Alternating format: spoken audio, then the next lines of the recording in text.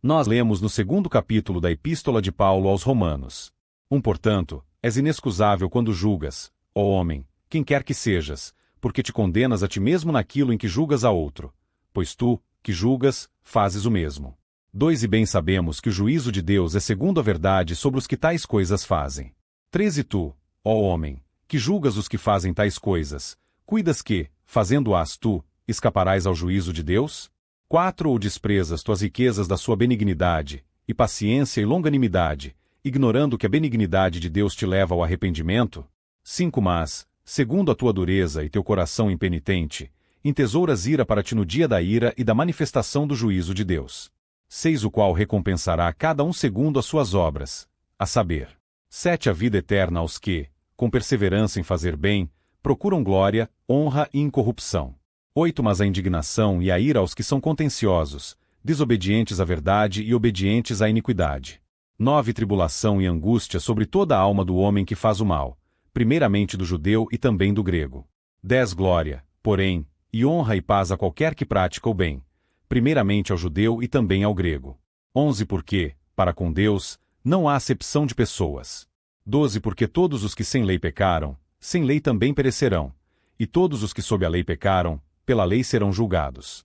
13 Porque os que ouvem a lei não são justos diante de Deus, mas os que praticam a lei hão de ser justificados.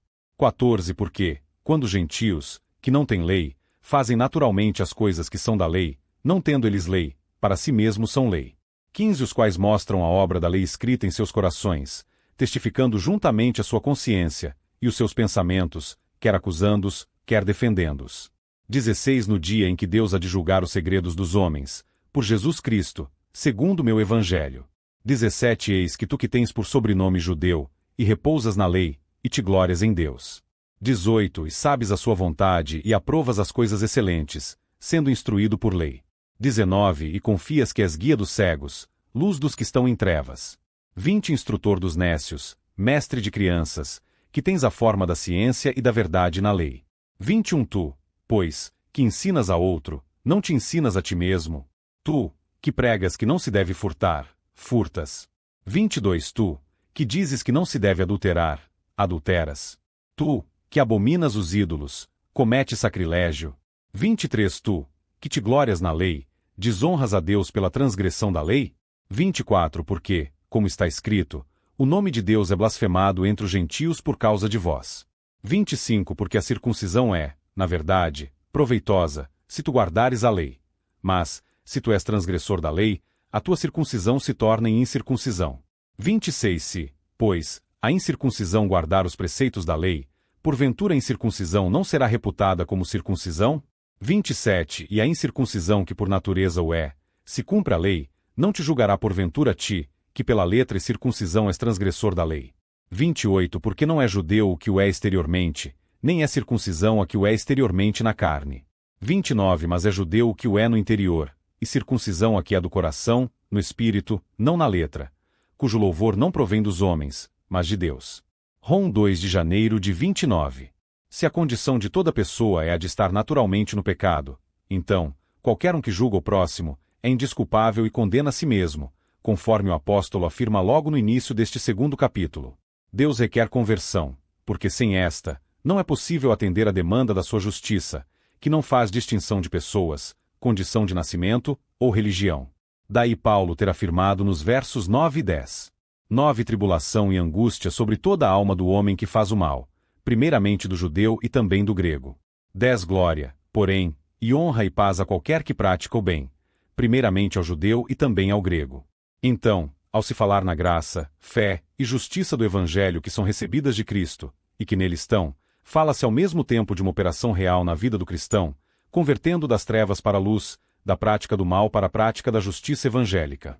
Muitos resistem a tal ideia, firmados em sua justiça própria, sem saberem que tanto eles quanto o mundo inteiro se encontram em uma condição arruinada de uma natureza corrompida pelo pecado, e da qual somente Jesus pode libertar. Se fosse dado a cada pessoa poder enxergar qual é a sua real condição e a do mundo, sendo seus olhos abertos para compreender como todo o sistema mundial é algo podre diante de Deus desde a sua raiz, ficaria totalmente horrorizada sem qualquer esperança de haver dias melhores e felizes tanto para si quanto para os demais. Lutero estava lutando para tentar recuperar a igreja dos seus dias, Mas para onde e como poderia ser corrigida? Mas era seu sincero sentimento de que poderia haver esperança se a semente do fruto estragado fosse replantada, mas até que descobriu que a própria semente estava também estragada. No entanto, aprenderia, pela própria experiência, que o próprio sistema religioso que se seguiu no protestantismo também estava sujeito à corrupção, necessitando de reformas continuadas, ou seja, a origem da prática do Evangelho conforme as sãs palavras de Jesus e dos apóstolos. Desta forma, o apóstolo Paulo não se iludia com uma falsa esperança de correção da natureza humana corrompida pelo pecado, antes sabia da real necessidade de seu despojamento pela cruz, para se viver em uma nova natureza recebida do alto pelo Espírito Santo, mediante a fé em Jesus. A pessoa que se converter, realmente amará a palavra de Deus, não somente para ouvi-la, mas para praticá-la. Ela amará a Deus e a seus irmãos em Cristo, buscará viver em unidade espiritual com Deus e com seus irmãos na fé, porque passará a ter a habitação do Espírito Santo, conforme Deus prometeu que daria a todo que fosse feito discípulo de Cristo.